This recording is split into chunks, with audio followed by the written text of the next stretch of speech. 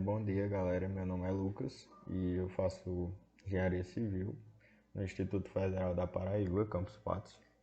E eu vou apresentar para vocês uma questãozinha de estruturas metálicas, conforme está apresentada aí.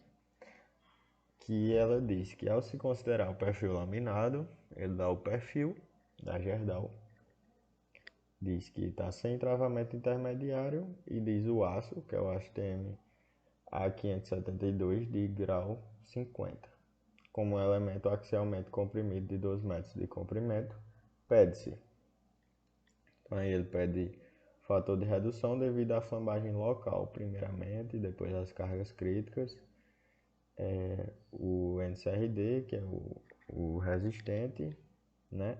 E por fim ele pede qual a taxa de trabalho da barra compressão.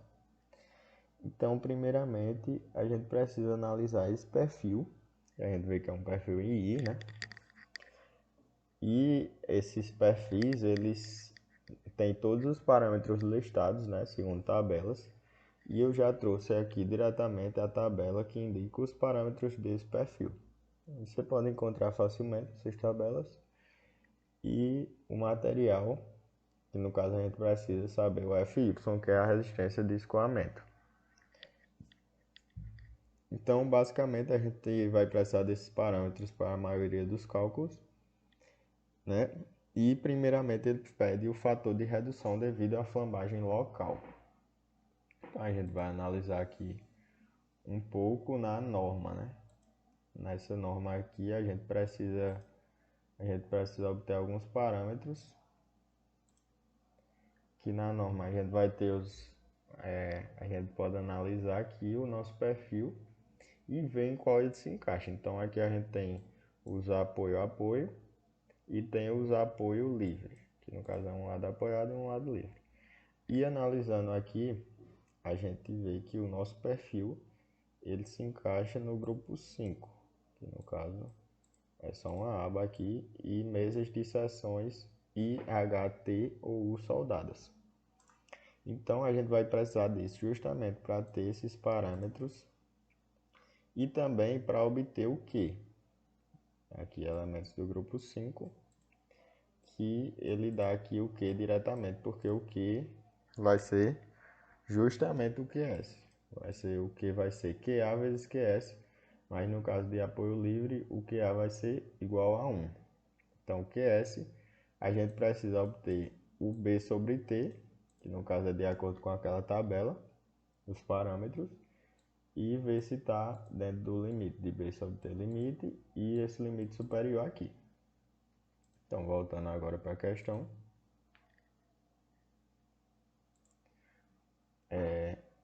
A gente vai ter que calcular primeiramente esse B sobre T limite, né? Que esses parâmetros aqui alguns são constantes. Aqui o módulo de elasticidade do aço é 200 GPa e a gente já está passando tudo para kN por centímetros quadrados.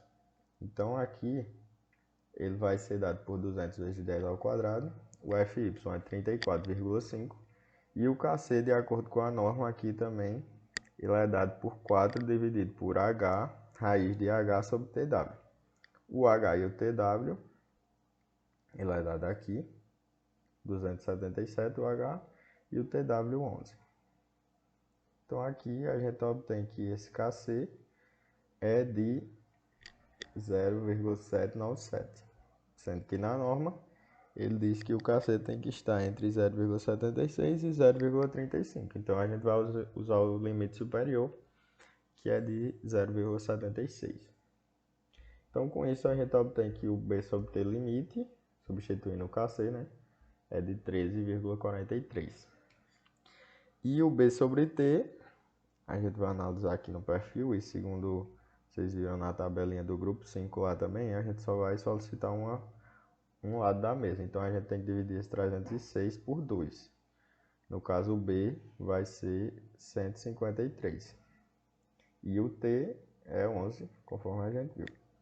Então a gente vê que ele deu superior ao B sobre T limite e ele se encaixa nesse parâmetro aqui. Analisando também esse lado, você pode observar que ele vai dar maior que o B sobre T. Então, aqui agora a gente tem todos os parâmetros necessários para calcular o QS. Então, substituindo, o B sobre T é 13,91, o FY é 34,5 e o KC 0,76. Então, a gente tem aqui que o Q é dado por QS, que é 0,98. Então, partindo agora para a letra B da questão, ele pede as cargas críticas de flambagem global elástica. NEX, NEY e NEZ.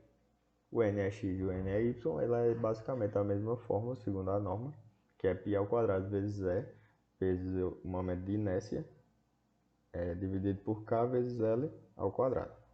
O de Y também é a mesma coisa, só mudando o momento de inércia. E o KL vai ser o mesmo, que no caso, o I, que é o momento de inércia, ele vai ser dado nos parâmetros. E o L, ele diz na questão que é um elemento axialmente comprimido de 12 metros de comprimento.